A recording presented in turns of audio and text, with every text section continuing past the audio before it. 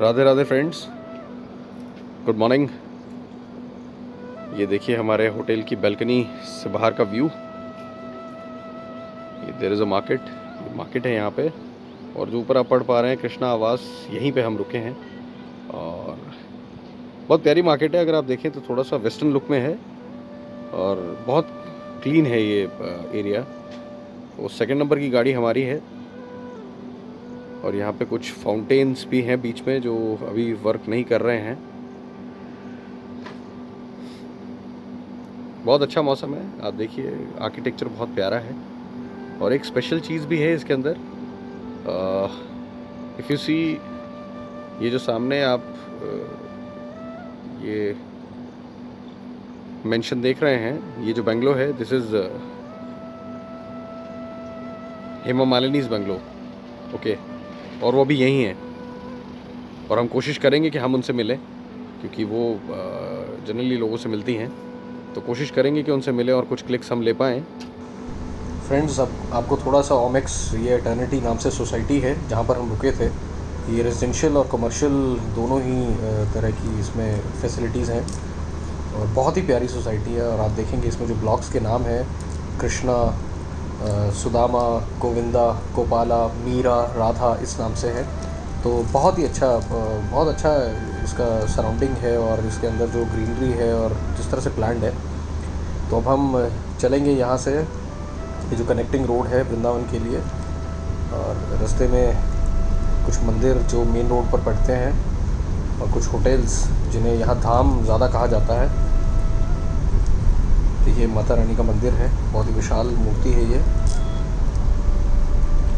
अब ये रोड सीधा जाके आपका वृंदावन द्वार के अंदर एंटर हो जाएगा, जो कि परिक्रमा मार्ग से जोड़ेगा, और आगे इस्कॉन टेम्पल भी आता है।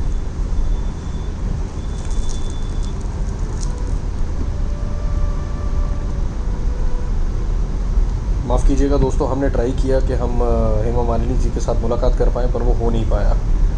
अब हम पहुंच गए हैं परिक्रमा मार्ग पर। ये देखिए लोग बंदरों को केले और फल खिलाते हुए, लोग इस तरह से भी सेवा करते हैं। यहाँ माना जाता है कि यहाँ जो भी प्राणी, जीव जंतु, पेड़ पौधे जो भी हैं, वो सभी गोपियाँ हैं। ये उसी समय के हैं, और जो यहाँ वास करता है या जो यहाँ आ गया और एक बार कृष्ण धुन में लग गया, वो सभी गोपी हैं। लेकिन यहाँ पे जो भी पेड़ पौधे, जो भी जानवर हैं, उन सब के बारे में यही सोचा जाता है। और बहुत सी गौशालाएँ भी हैं यहाँ। ये देखिए होटल्स हैं, यहाँ रुकने की फैसिलिटीज़ बहुत अच्छी हैं। और दीवारों पे जगह जगह कलाकृतियाँ लोगों ने की हुई हैं। ये देखिए यहाँ पे गौ माता प्रोडक्शन एंड स्वीट्स। ये परिक्रमा मार्ग है। यहाँ अभी लॉकडाउन की वजह से ज़्यादा भीड़ आपको नज़र नहीं आ रही है, फिर भी लोग शुरू हो गए हैं। ये देखिए सड़क के बीच में दोनों पेड़ है, और इन्हें काटा जा सकता था क्योंकि रोड इतना बड़ा नहीं है, बट मैंने आपको जैसा बताया कि यहाँ पेड़ पौधों को भी गोपियाँ माना जाता है, तो उस हिसाब से इसे नहीं काटा गया। और गौशालाएँ बहुत हैं यहाँ। देखिए दीवारों पर कलाकृतियाँ। ये और कुछ अभी जो रीजनल गवर्नमेंट है, उन्होंने जो तीर्थ प्राधिकरण है यहाँ का, उन्होंने बहुत सारी दीवारों पर अच्छी अच्छी आकृतियाँ बनाई हैं। हम आपको आगे दिखाएंगे अगले वीडियोस में, या जहाँ भी रास्ते में अगर आएगा। ये हम काली देव टेम्पल पहुँच गए हैं। ये बहुत ही प्राचीन मंदिर है। चलिए दोस्तों, यहाँ के बारे में कुछ जानते हैं। गाड़ी को पार्क करते हैं। यह मंदिर के अंदर आ गए हैं दोस्तों, और बहुत ही अच्छा मंदिर बना हुआ है। आप देख सकते हैं ये नीचे उस समय की झांकी, जो शेषनाग के फन पर डांस जो नाचे थे कृष्ण, उसका जो मर्दन किया था उन्होंने। बहुत ही अच्छे कुंड बने हुए हैं। और ये देख रहे हैं एक बरगद का पेड़ है। ये बहुत ही प्राचीन पेड़ है, इसकी कथा मैं आपको बताऊंगा। ये कहते हैं 5000 साल पुराना ही है। ये तब का ही है जब कृष्ण इसी पेड़ पर चढ़कर नदी में कूदे थे। राधे राधे। दोस्तों आइए जानते हैं इस काली देव के इतिहास के बारे में। ये वही स्थान है जहाँ पर कालिया नाग जो है यमुना नदी में आकर वास करने लगा था, और पूरी नदी जहरीली हो गई थी। इस वजह से आसपास के लोग, आसपास के पशु पक्षी सब परेशान थे। तो श्री कृष्ण ने जैसा मैंने आपको बताया, इसी पेड़ के ऊपर, इसी बरगद के पेड़ पर चढ़कर, कदम के पेड़ पर चढ़कर जो है नदी में छलांग लगाई थी और कालिया नाग का मर्दन किया था। तो उससे पहले अगर हम बात करें, जब इसका एक और इतिहास भी है, ये पेड़ ही क्यों बचा, क्योंकि कालियानाग से जब युद्ध हो रहा था श्री कृष्ण का, तो उसके मुंह से निकली जहरीली फुंकार से आसपास के सभी पेड़ पौधे जो भी जीव जंतु थे सभी मर गए थे। तो ये केवल यही पेड़ बचा, क्योंकि इसका इतिहास जो जुड़ा है वो जुड़ा है सागर मंथन से। जब सागर मंथन में अमृत निकला था तो देवों से वो अमृत लेकर गरुड़ जो है यहाँ जब जा रहे थे तो इसी रास्ते में उसको जो है गरुड़ महाराज लेके जा रहे थे, तो कुछ छींटे जो है इस पेड़ पर वो रुके थे और उस अमृत से का एक या कुछ छींटे इस पेड़ पर गिर गए थे, इसीलिए ये पेड़ अमर हो गया और आज भी हम इसके दर्शन कर सकते हैं। तो बहुत ही मतलब अद्भुत जगह है ये, आप ज़रूर यहाँ आएँ। ये उसी इतिहास से जुड़ी है जो हमें स्मरण दिलाती है श्री कृष्ण की लीलाओं का, और इस जगह को जो है पर्यावरण के शुद्धिकरण के रूप में भी जाना जाता है। दोस्तों हम एक बार फिर आ गए हैं परिक्रमा मार्ग पर, और ये देखिए आप कुछ घाट देख पा रहे हैं यहाँ पर। ये जो घाट और कुंड बने हैं ये उसी समय के हैं, द्वापर युग के हैं, जब श्री कृष्ण यहाँ पर रहते थे। और कहा जाता है कि ये जो कुंड बने हैं यहीं इसी सतह तक यमुना बहती थी उस समय तक, और बहुत ही अच्छी जगह है। मैं आपको कैसे बयां करूं, बहुत ही ईश्वरीय शक्ति का अनुभव होता है यहाँ आकर, और बहुत ही एक पॉजिटिविटी फील आप करेंगे जब भी यहाँ आएंगे। ये देखिए ये मदन मोहन मंदिर है, बहुत ही प्राचीन मंदिर है पूरे वृंदावन का, और अभी लॉकडाउन की वजह से ये मंदिर बंद है, इसलिए हम इसके दर्शन नहीं कर पाएंगे, वरना हम आप सबको इस मंदिर के दर्शन करवाते। बहुत ही अच्छा मंदिर है, और ये पार्किंग के लिए हमें बुला रहे हैं। यहाँ पार्किंग के लिए आपको कोई दिक्कत नहीं होगी, पार्किंग के लिए बहुत अच्छा स्पेस यहाँ पे अवेलेबल है। और अब हम परिक्रमा मार्ग की ओर आ गए हैं, और अभी देखिए अब भीड़ उतनी नहीं है, लेकिन लोग आ रहे हैं दर्शन करने के लिए।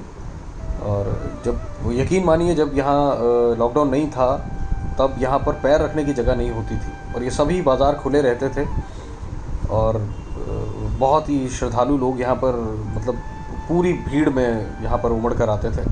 ये देखिए लोग एंजॉय कर रहे हैं इस जगह को। ये देखिए कुछ दुकानें जो है अर्ध रूप से खुली हैं, लेकिन लॉकडाउन है एक्चुअली, ये संडे का समय है इसलिए सैटरडे संडे पूरी तरह लॉकडाउन है, इसलिए पूरा ये देखिए हम बांके बिहारी जी के दर्शन किए हमने। लेकिन एक चीज़ मैं आपको बताना चाहूँगा कि ड्यू टू अभी जो सिक्योरिटी रीजंस की वजह से हम ये दर्शन नहीं करवा सकते आपको, और मैं आप सबको आमंत्रित करता हूँ कि आप यहाँ आएँ और ये दिव्य दर्शन खुद से करें। थोड़ा सा मैं आपको इतिहास बताता हूँ बांके बिहारी जी का। बांके बिहारी जी के जो दर्शन आप करेंगे और जो मूर्ति आप देखेंगे, ये मूर्ति जो प्रकट हुई थी ये स्वामी हरिदास जी ने इस मूर्ति को प्रकट किया था।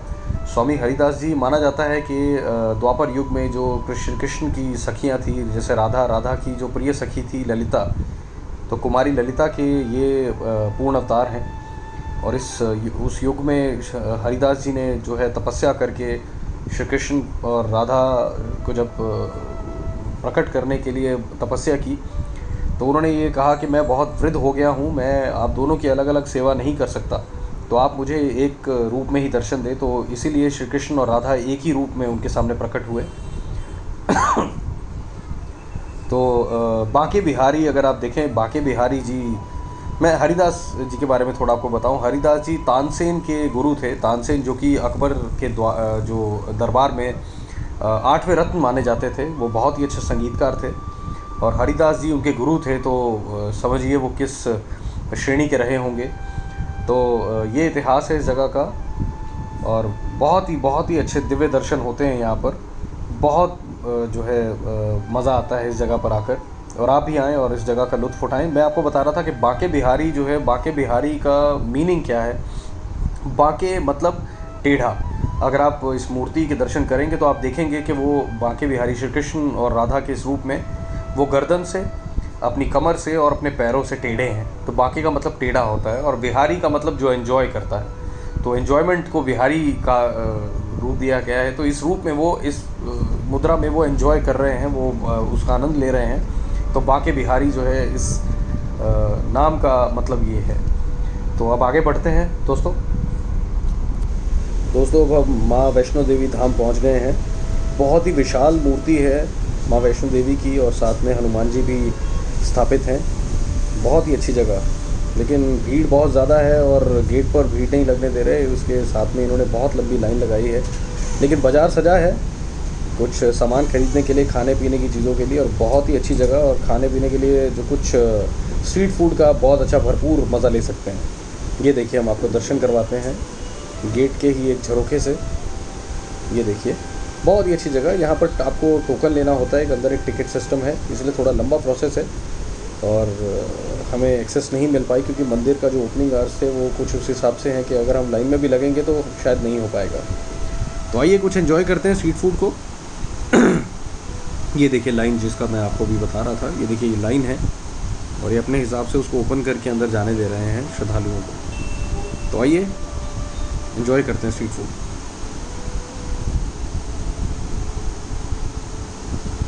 जय माता दी।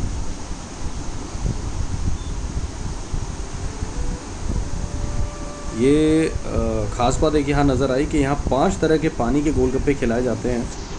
ये मेरी वाइफ है, गोलगप्पों का पूरा आनंद ले रही हैं। देखिए, यहाँ पर 5 तरह के पानी जो है आपको 10 रुपये में 5 गोलगप्पे और 5 अलग अलग तरह के पानी के मिलेंगे।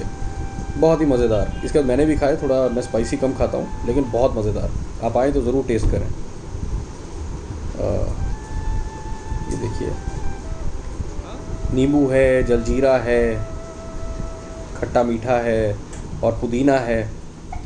कुछ इस तरह के जलों मतलब पानी का यूज़ होता है और बहुत अच्छा आपके लिए अनुभव रहेगा। पसंद भी आया इन्हें। ये देखिए, तो कह रही हैं ये बहुत बहुत टेस्टी हैं। मैं भी आपसे कह रहा हूँ। दोस्तों, अब आगे बढ़ते हैं और ये वीडियो को यहीं समाप्त करते हैं। अगले एपिसोड में आपको कुछ अलग जगह के दर्शन करवाएंगे जो कि मथुरा में स्थित हैं और बहुत ही ऐसी जगह हैं जहाँ जनरली लोग नहीं पहुँच पाते।